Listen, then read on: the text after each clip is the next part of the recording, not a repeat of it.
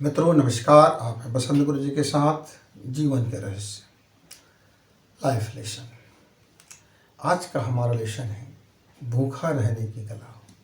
मित्रों, आप हर युग में जाइए, कहीं भी जाइए, लोग भूख को बड़ा महत्व देते हैं। ऐसा कहा जाता है इस संसार में जितने लोग भूख से नहीं मरते, उससे ज़्यादा लोग बदहजमी से या अपच के कारण या खाने के ज़्यादा होने के कारण, तरह तरह के खा लेने के कारण लोग मर जाते हैं। यद्यपि पूरा पशु पक्षी जीव जंतु इस पेट और प्रजनन फिर आवास उस बस ये तीन चीज़ में चक्कर काटते रहता है। तो पेट और प्रजनन दो मुख्य चीज़ें हो जाती हैं। पर मनुष्य सभ्यता जब से आया तब से उसने अपने पेट के लिए संचय कर लिया और अपने आवास बना लिया, परिवार बसा लिया।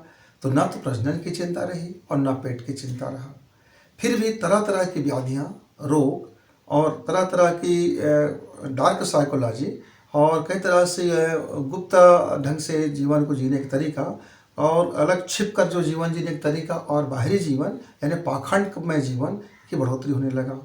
लोग आपस में मिलते तो बड़े सज्जनता से हैं, लेकिन भीतरी में बड़ी कलुषता, बड़ी कालिख और बड़ी गंदगी चीज़ भर रहती है। यानी उनका जो पशु युग है वह साथ साथ जिंदा रहता है। उनकी नाखून ही नहीं बढ़ती, यद्यपि भीतर का भी नाखून अस्त्र शस्त्र यानी हिंसा और लूट खसोट और शिकार की जो प्रबल भावना है वो भीतर ही भीतर पनपते रहता है।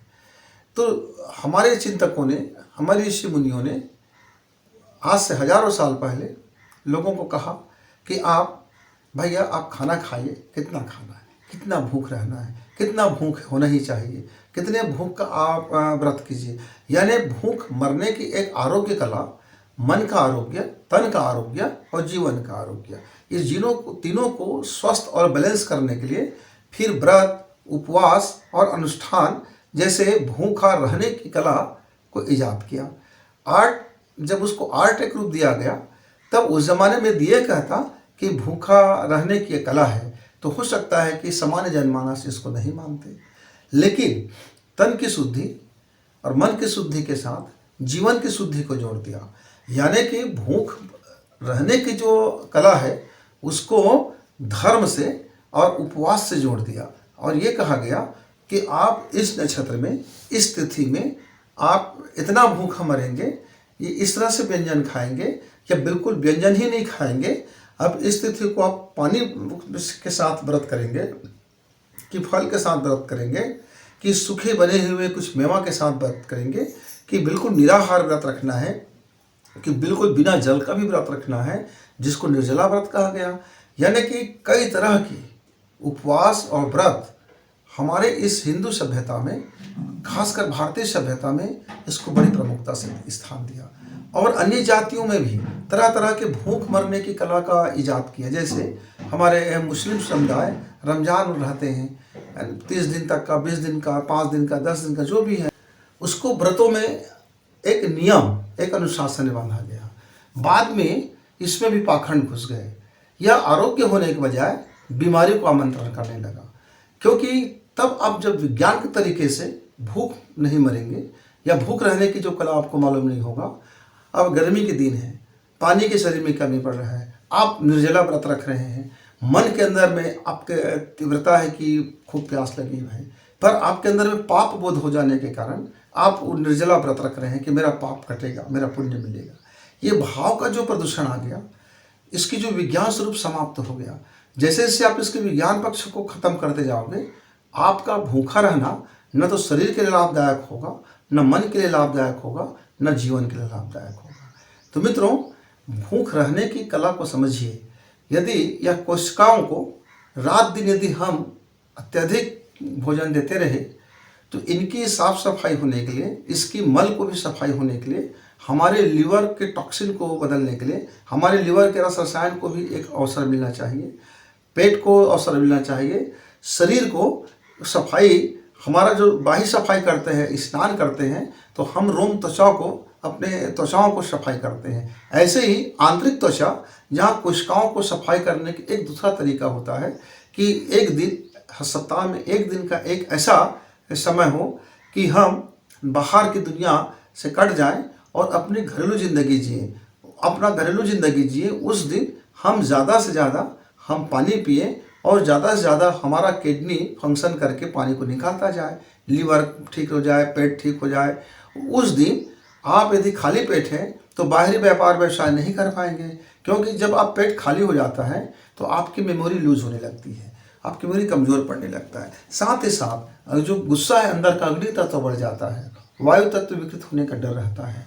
आप ऐसे चीज़ समय में आप कुछ भी नहीं खाएंगे, कुछ भी नहीं पिएंगे और दिन भर निराहार रहेंगे, शाम को ज़्यादा ठोस लेंगे तो दिन भर का जो आपका विश्राम किया हुआ है, जो कोशिकाएं हैं, जो रस निकला है, अचानक आप जब ज़्यादा ठोस लेंगे तो उसकी जो अग्नि है वो अनबैलेंस होगा। फिर आपके अजीब से रास रसायन इतने तीव्रता से बढ़ेंगे कि आपका दिन भर का जो नहीं खाया है, जो आपने खाली भूखा रहने की कोशिश की है, ये उसका हो गया सत्यानाश, पूरा हो गया गड़मट।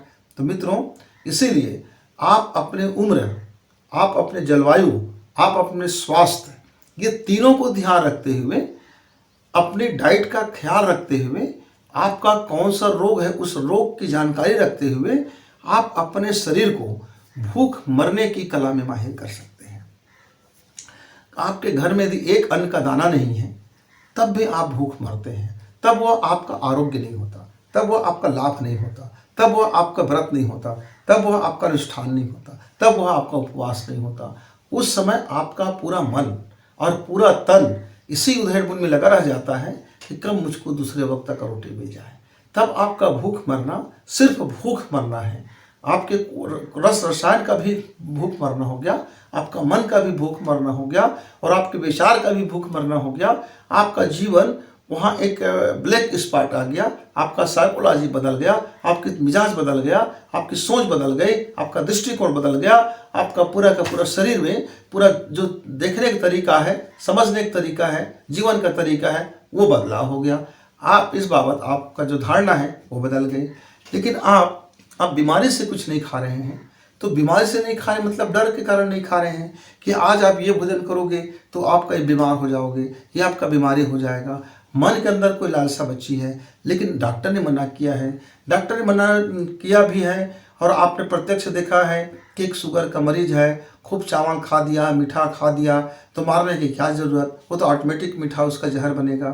तो आपको जब इस पॉइजन बनने का डर है, इस शरीर को जिंदा रखने का जो मन में लालसा है, इसके कारण आप भूख मर रहे हैं। वह भी एक भूख मरना है, लेकिन उसमें आपका मन शुद्ध नहीं हो रहा है, उसमें आपका जीवन बेहतर नहीं हो रहा है, सिर्फ आपका शरीर, आपके शरीर का बचाव हो रहा है कि आपने अपने शरीर के लिए जो अभी मीठा रूपी जहर खाने वाले थे, आपने उसको नहीं खाया। आप दूसरे तरीके से आप पेट भरेंगे। लेकिन मित्रों, यदि आपको पास धन संपदा है, घर में खाने के लिए है, आपको अभी कोई रोग नहीं है, आप युवावस्था हो, आप सब कुछ बढ़िया हो, शानदार हो, इसी अवस्था से हम भूख मरने की कला की शुरुआत करते हैं। यह भूख मरने की कला हमारे जीवन में कई तरह की विकास को लाता है, कई तरह की प्रगति को लाता है, कई तरह की हमारे अंदर की शक्तियों का ये प्रस्फुटन करता है। हमारे जीवन में ये कई तरह के मोड़ लेके आते हैं। हमारे जीवन में ये अपने को, चिंतन को, मनन को समझने का एक शानदार मौका मिलता है। तो करना क्या चाहिए? तरह तरह के व्रत हैं। एक चाहे चंद्रायण व्रत ले लो, रोज आपको 1/4, जैसे आपका 10 रोटी का आहार है तो रोज आप एक छोटा सा टुकड़ा कम करते जाएंगे, धीरे धीरे अगला दिन दुगना कम किया, फिर कम किया, ऐसे करते करते 15वें दिन आप पूरी तरह से निराहार हो जाएंगे।